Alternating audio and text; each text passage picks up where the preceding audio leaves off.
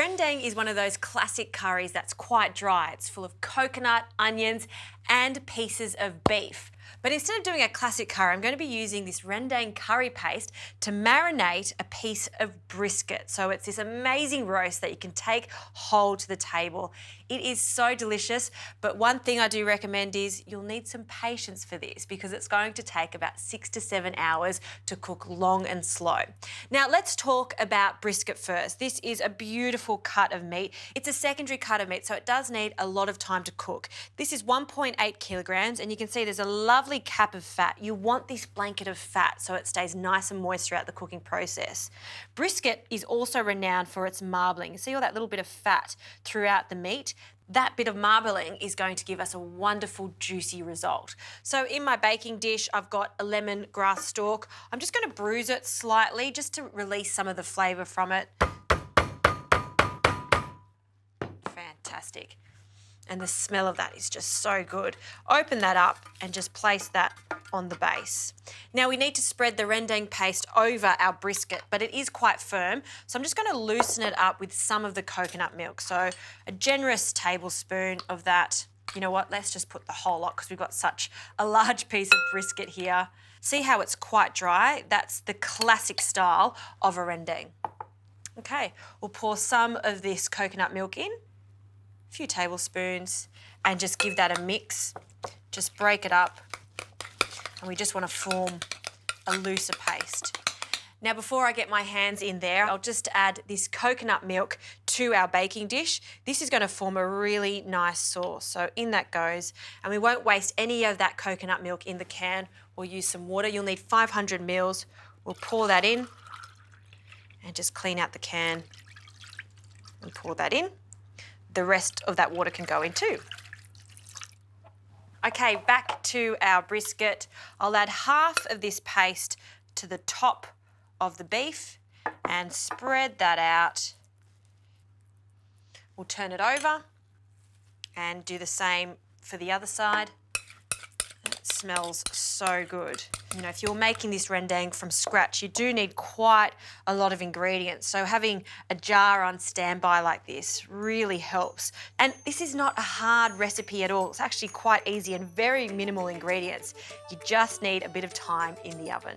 Okay, let's turn that back over because you want the fat side up. We'll pop that into our tray. I'll just collect any of that paste on our board and just spread that out. Now, this needs some seasoning, so a good pinch of salt on the top and then also into that coconut milk too. Done. And one piece of glad bake for this. And what I like to do is scrunch it up, and that just makes it quite pliable when we mould it into our baking dish. So just press that on top. And that's just going to be another blanket for our beef, just to make sure that it's all insulated in there and it cooks quite evenly. Also 2 pieces of foil.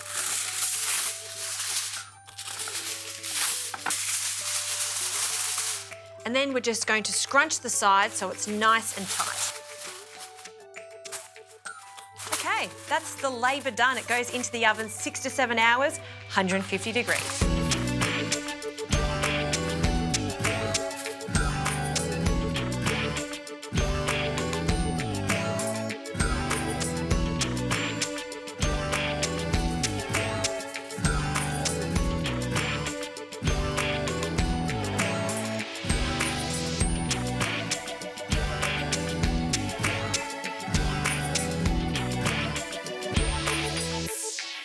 This brisket is ready, and after 6 to 7 hours, it should have a slight wobble to it and fall apart quite easily.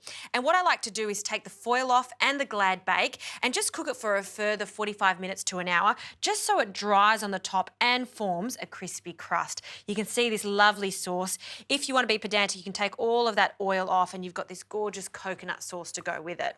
I'm going to serve this with a really fresh, vibrant salad because it is such a fatty meat. So some green papaya, and I just love this. It's just so prominent in Southeast Asian food. And I like to just peel half of it because it can be slippery when you're preparing it. So leave half of the skin on, hold it in one hand, and you can either slice this, or I've got my nifty little contraption here.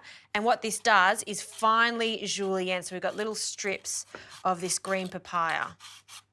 Now, if you can't find green papaya, don't worry. You can use all sorts of things. You can use some raw beans. You can use some daikon, works a treat too.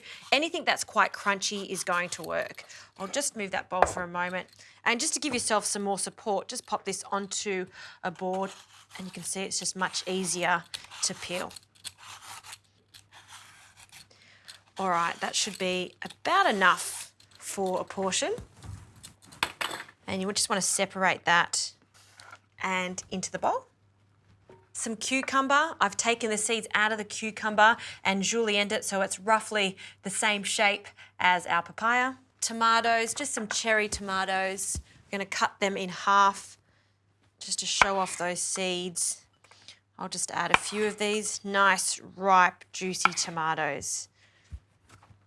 And this is some pomelo. Now, pomelo is essentially like a grapefruit, and you'll see that's quite fibrous in the centre and also quite juicy. It's got a really nice acidic flavour to it. You just take away the skin, and what we're after in the pomelo is this flesh. So we just break it up into chunks and peel away. Just think of it as a giant orange, but we're just wanting the centre, and it does come out quite easily. This is going to give it a really nice zing. Speaking of zing, I love the addition of some lime too, keeping with a bit of a tropical feeling here. The juice of half a lime, because these limes are so big.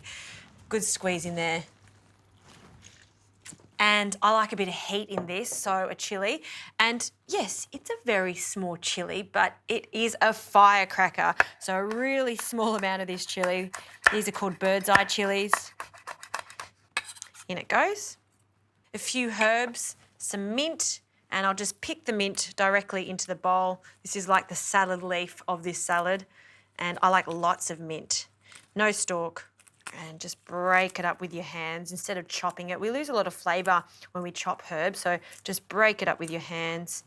And good old coriander, again, we'll just pick that straight into the bowl. Lovely little salad is done. Just give that a quick toss just with your hands. Look at that vibrant colour, so good. Okay, on to our brisket. So we're going to carefully move this brisket from the tray straight onto our board. Delicately lift this up, drain it off, and on it goes. And I'm just going to use a carving knife for this because it's such a large piece of meat, quite sharp, and I'm just going to cut it and have a look at that centre. See all that meat there? See how juicy it is? You can pull it apart if you like, but traditionally we serve it sliced. Not too thin, not too thick. So I want it to be about 1 to 2 centimetres. And as I'm cutting this, it's just so soft. Look at this piece right here. See how it just falls apart? You know what, I can't resist. I'm just gonna have to have a little taste now. It's so delicious. It's meltingly soft, and with that rendang paste, it's just right. I have a plate here with some steamed rice. I'll place a few of these slices on. Just spread that out. Some of the juices,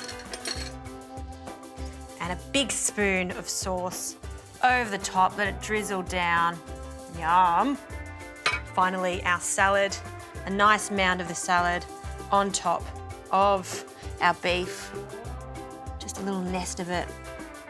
Get a pop of that red there from the tomato. And for some crunch, some peanuts, some roasted peanuts over the top. That is my deconstructed beef rendang. I mean, beef brisket, it is so delicious. Cook it long and slow. Your guests are going to love it. Maybe I need just one more taste. Just a little taste.